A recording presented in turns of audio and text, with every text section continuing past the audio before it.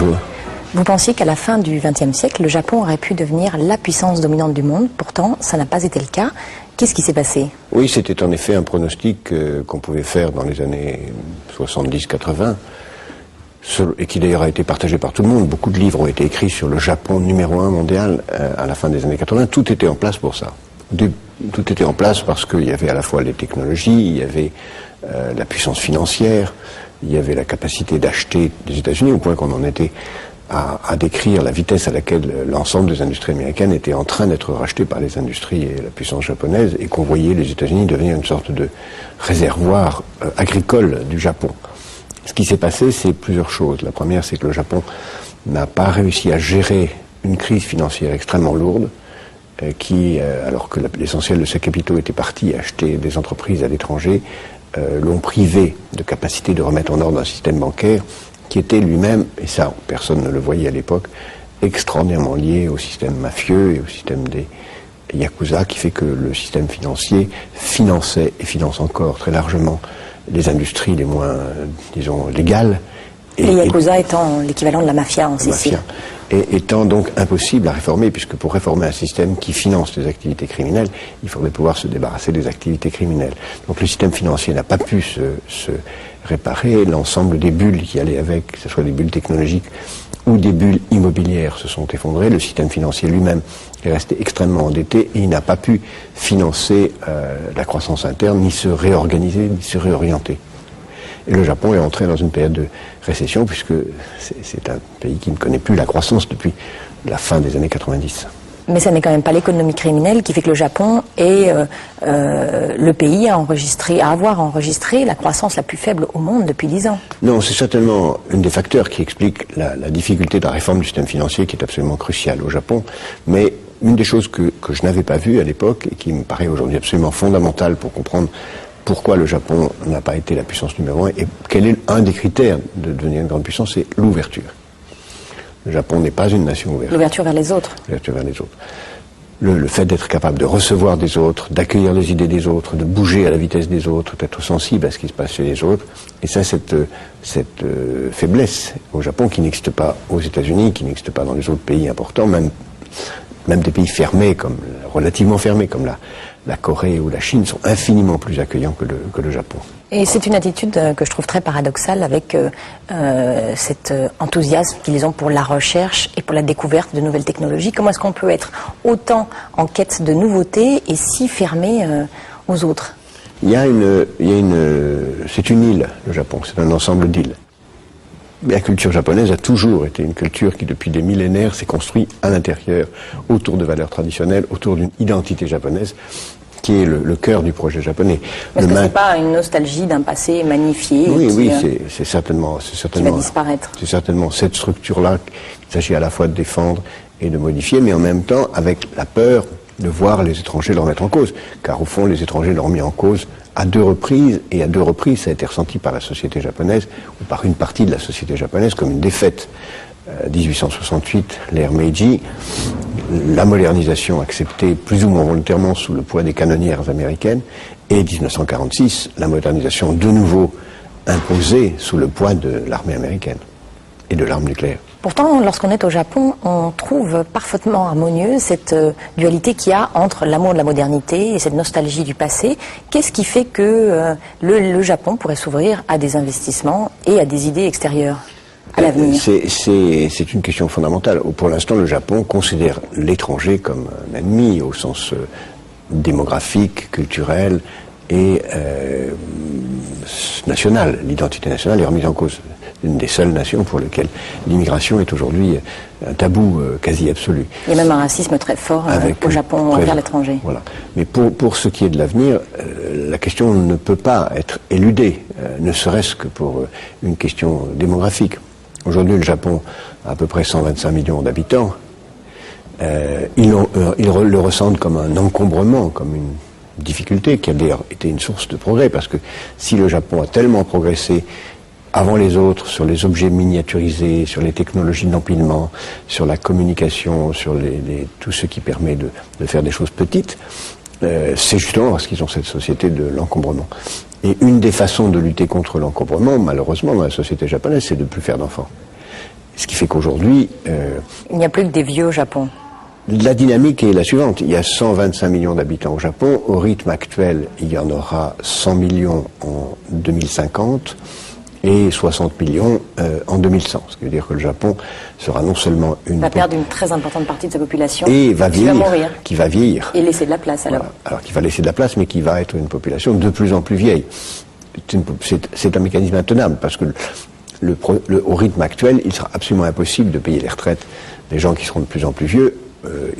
L'âge de la retraite au Japon est de 60 ans, il va évidemment falloir l'augmenter, comme partout ailleurs, mais l'opinion publique n'y est absolument pas préparée, ne le souhaite pas, et considère qu'il y a des richesses différentes.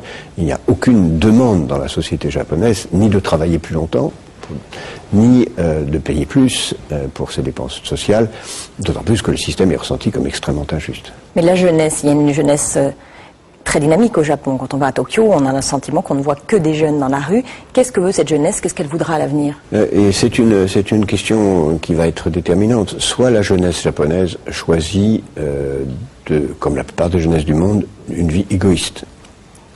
Et dans ce cas-là, une partie de l'élite japonaise quittera le Japon. Il y a d'ailleurs aujourd'hui une obsession de la jeunesse japonaise pour la culture coréenne, qui est ressenti comme le modèle... C'est le nouvel Eldorado, la Corée. Donc, un petit peu comme la jeunesse française a envie d'aller à Londres ou à New York, la jeunesse japonaise a envie d'aller en Corée, où il y a une ouverture un peu plus grande, une dynamique plus grande, même s'il y a beaucoup de problèmes, du même genre que ceux du Japon, en particulier démographiques.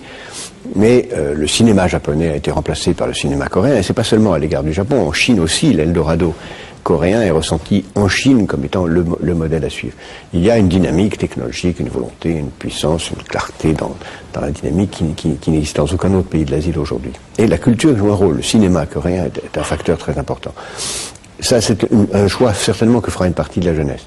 Deuxième choix, ce sera un choix réactionnaire, c'est-à-dire de dire notre modèle est inacceptable, il faut se retourner vers les valeurs anciennes, et on verra une partie de la jeunesse japonaise aller vers une extrême droite qui commence à se restructurer autour du maintien des traditions, de l'organisation des castes, que ce soit des castes criminelles ou des castes des plus pauvres qui sont aujourd'hui en train de se restructurer comme étant vraiment une société extrêmement dure et fermée.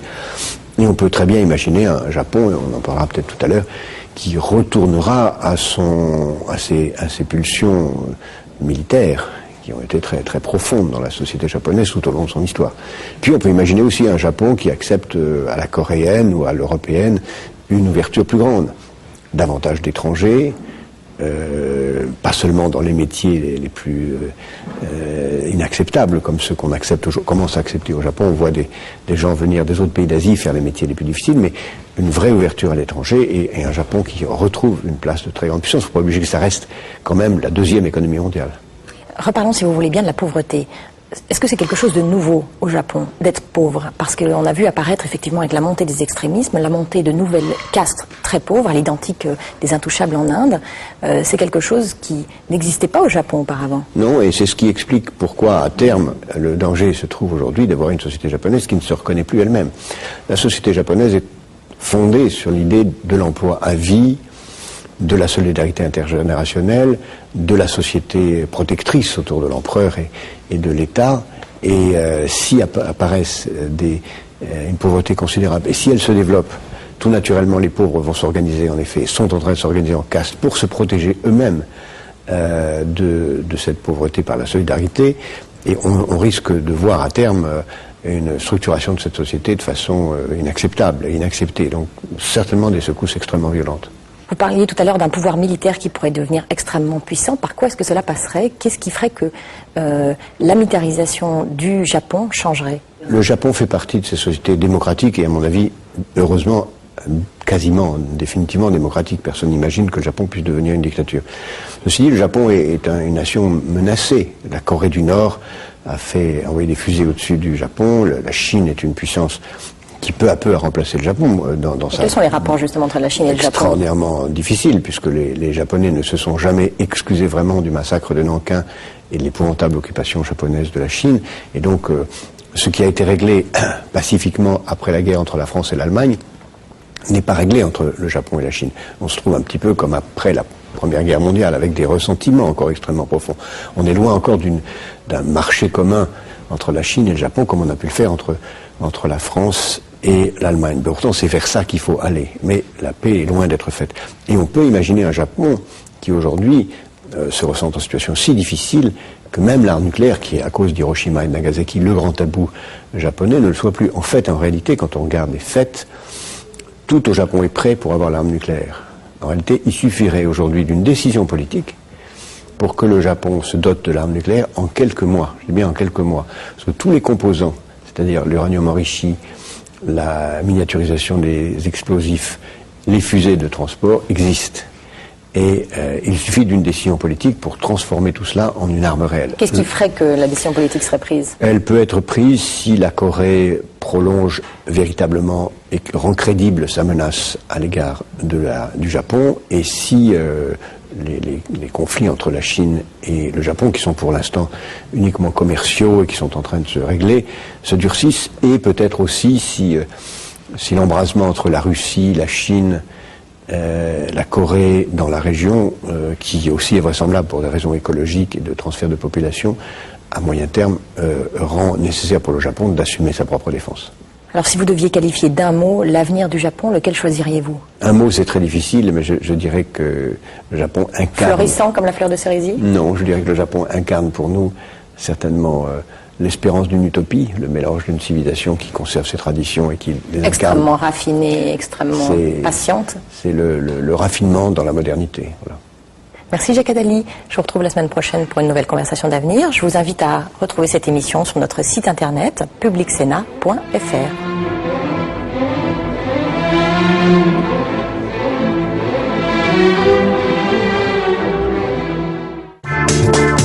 Vous souhaitez réagir à cette émission, poser des questions, débattre, regarder en accès gratuit et illimité la chaîne en temps réel ou les programmes en VOD? Rendez-vous sur www.publicsena.fr. Vous souhaitez réagir à cette émission, poser des questions, débattre, regarder en accès gratuit et illimité la chaîne en temps réel ou les programmes en VOD? Rendez-vous sur www.publicsena.fr.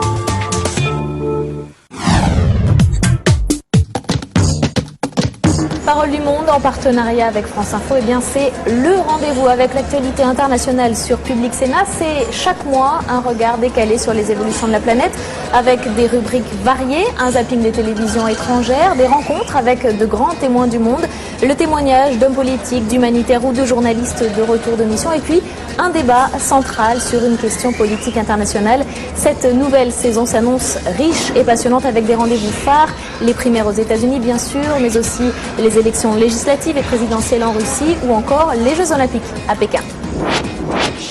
Parole du Monde, présentée par Caroline Delage, c'est un jeudi par mois à 18h45 sur Public Sénat, la chaîne d'information politique.